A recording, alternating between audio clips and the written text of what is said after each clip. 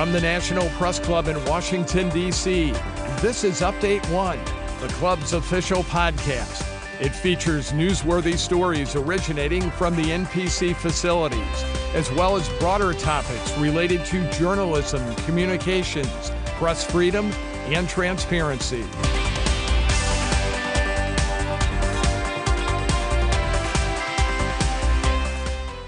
The International Center for Journalists here in Washington has just published a lengthy report on online violence against women journalists. The editor is the organization's director of research, Julie Posetti, who joins us on this edition of Update One. I'm Irv Chapman, a longtime member of the National Press Club. Dr. Posetti has been a reporter and presenter for the Australian Broadcasting Corporation and digital editor for Australian newspapers. She then became an academic researcher for the Reuters Institute for the Study of Journalism at the University of Oxford and the Center for Freedom of the Media at the University of Sheffield. She earned a PhD along the way. Dr. Posetti, from which university? The University of Wollongong, which means in an Aboriginal dialect between the mountains and the sea. Dr. Posetti, Julie, how toxic has the internet become, and how much more toxic is it for journalists, for women, and especially for women journalists? I've been writing about the toxicity of online communities for 5, 6, 7 years now. Over that time, it has become increasingly obvious that the situation has worsened considerably, particularly for women journalists who experience other forms of discrimination besides misogyny. So women journalists of colour, Jewish and Muslim women journalists. It is exposing women reporters to significantly more online violence and with significantly worse impacts. How much more toxic can it become? I think, society as a whole has been turned more toxic, at least, democratic discourse has been significantly affected by what's happening in the online space. And I think now it's impossible to separate the two. So you have this sea of toxicity. Social media, as you say, has become an outlet for racism, anti-Semitism, anti-vaccination, election denial, deep state conspiracy theory. On the scale of outrage, where do you place misogyny, hatred of women? Well, at least equal to those. I mean, I think one of the problems that we've uncovered is that misogyny has not been treated as a form of hate speech in many of the countries that we've studied where there are laws designed to protect the Jewish community from anti-Semitic hate speech, to protect the Muslim community from Islamophobia. And we've even found cases where trans women can find protection because transgender identity is protected under certain anti-discrimination legislation. But being a woman and being subjected to misogyny on the basis of your sex is not necessarily protected. So I would say that it's certainly, a significant trigger for hate online, just as it has been historically offline, but it is not necessarily regarded as significant as racism, for example. So a woman of the majority race of whatever country is basically on her own. If she could have, for example, claimed some kind of protection which caused her government, if it was a rights-respecting government, to go to, say, Twitter or Facebook and to regulate in such a way that her rights as a white woman, let's say me sitting here, I'm a white woman, in the UK, where I currently live, if I was being brutally harassed online on the basis of my sex, I could not claim any kind of protection. Otherwise, if I was a woman of colour, I could. Well, in this country, the government doesn't spend much time jawboning social media. Well, the problem that we have is that particularly, say, Facebook and Twitter are US-based companies where there is a very strong tradition, thankfully, of respect for freedom of expression. It's enshrined in the Constitution. But one of the battles that we have to be able to win to ensure that particularly women journalists or journalists of colour, journalists who are discriminated against on the basis of any other kind of disadvantage, for them to be protected, there has to be respect for the notion that you cannot have freedom of expression if hate speech is shutting down the speech of those who are being targeted. And I think that there is a quiet progression of understanding in the US context about this, and we're starting to see that with the legislative responses that are being discussed and debated with regards to the platforms. So, for example, looking at how you treat algorithms. They are not necessarily innocent. Algorithms can drive hate, and they do drive hate. So there are some creative approaches to regulation that are being explored in this country, which I think, are promising. But what on earth happens when a billionaire takes over the space that is home to most journalists internationally when it comes to a social media space that they use to communicate their work, and that's Twitter? Well, are these threats being borne out in incidents in real life? Yeah, look, this is one of the really troubling and I think important findings from our work. So we surveyed over 700 women journalists and we interviewed over 150. And in both the survey respondents and the interviewees, we found significant evidence of online violence, as we refer to it, spilling offline. Now, with the survey respondents, 20% of those 700-odd women we surveyed around the world said that they had experienced offline abuse, harassment, or attacks that they attributed to the online violence that they'd experienced. Now, what they meant by that is that they saw not just correlation, but also causation. So they could experience things like, and they gave us some examples, being in a shopping centre, doing their grocery shopping, and being yelled at using the language of the abuse that they experienced online. We had one example of a journalist in Northern Ireland, a woman called Patricia Devlin, who had been really brutally trolled online, rape threats, death threats, threats against her children, and she saw her name spray painted with the crosshairs of a gun on a wall, graffiti, in Belfast. She was investigating paramilitary-related criminal activity. So those are just two examples. We had many other examples that included one woman being punched in the face in the context of a hashtag being used to verbally abuse her. So there were many examples that demonstrated the figure that I still find most startling from the survey, which was this 20% of the women surveyed said that they directly connected the online violence with the offline harm. So this should trigger real concern, whether it's, with regulators, with news organisations, with whoever's responsible for responding to this.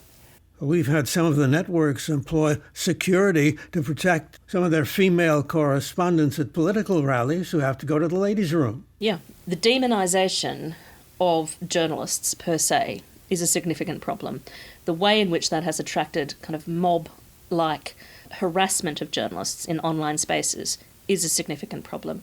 When you layer that with misogyny and you get misogynistic hate directed at women journalists, then you are going to experience this kind of sexual harassment, which can include stalking, which can include an invasion of privacy, which is quite threatening, like being followed into the toilet. There's an entitlement that comes with treating women journalists, particularly with disrespect, based on the top-down threats that you get from presidents and prime ministers and political leaders, with the online mob essentially directed or inspired by that sort of rhetoric to pile on. And then that, in its physical manifestation, is not a very long jog. If I'm unhappy with your comments, if anybody is, how easy is it for me to get on my computer and threaten you with bodily harm or even with death? And you don't even have to get on your computer. I mean, we're both sitting here with smartphones. The thing is, the hate machine is so portable. On the one hand, it's great that you have access to technology that will allow you to communicate across time zones instantaneously for all sorts of good reasons, whether it's because you want to collaborate on a journalistic project with somebody on the other side of the world, or you want to talk to your family, in my case in Australia.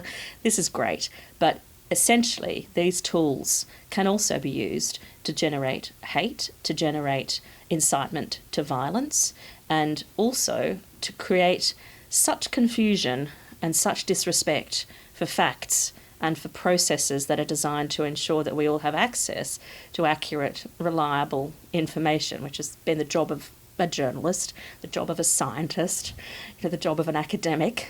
And so, yes, we are in a situation where every single human has access to tools, whether that's their own tool or close proximity to a tool, that will allow them to instantly, with potentially global reach, say whatever they like about anything, which can include incitement to hatred, incitement to violence, and also disruption to democracy on a scale that we haven't seen since World War II.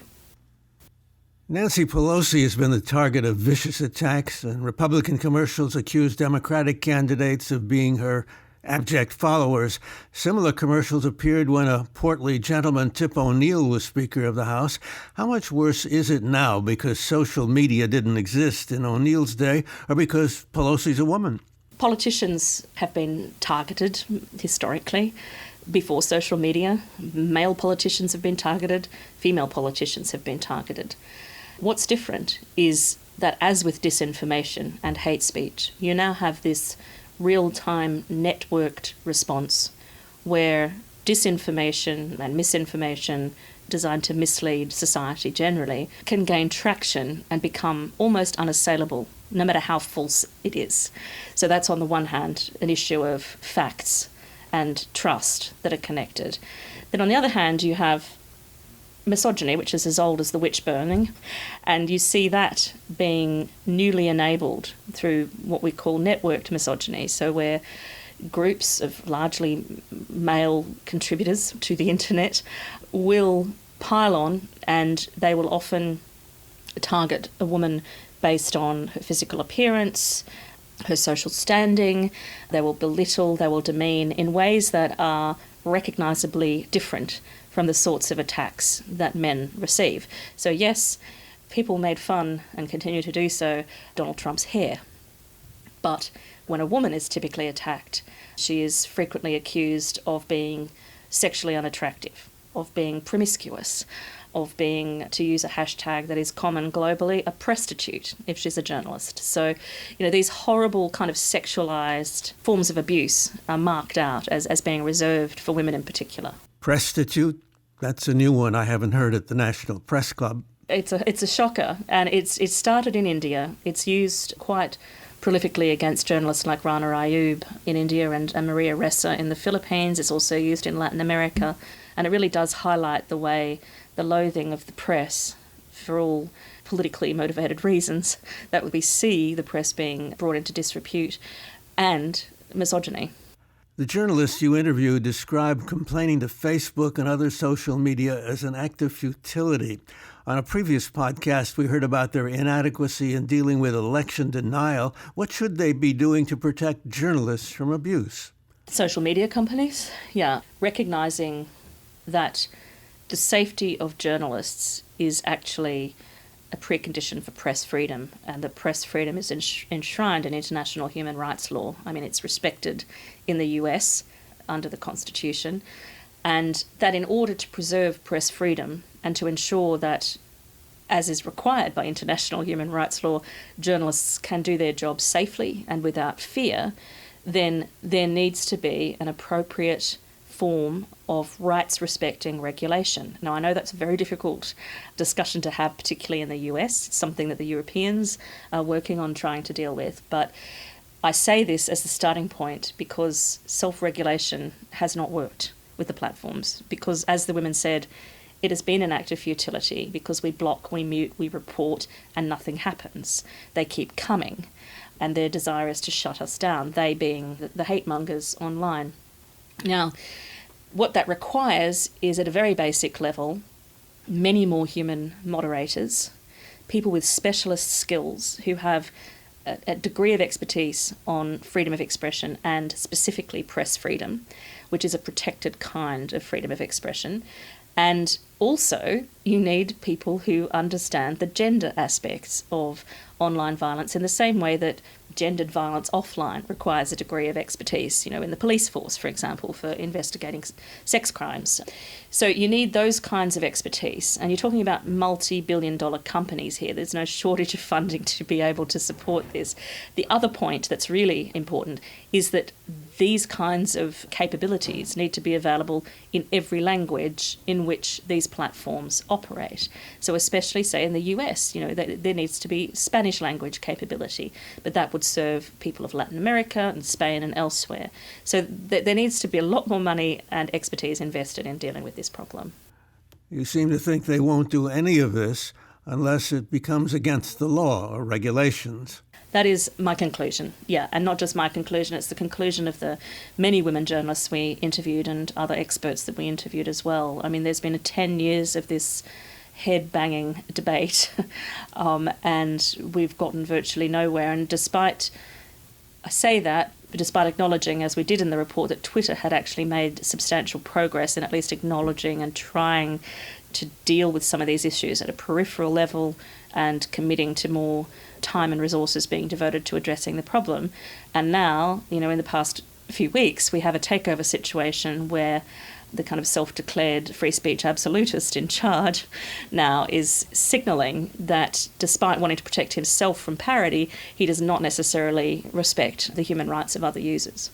What about the newspapers and networks that employ more and more women? Is anybody handling this issue well? And if so, what are they doing right? It's a good question, and improvements have been made. In the past 5 years that I've been researching and reporting on this problem, 5 to 7 years actually, there's been an increased awareness that's measurable.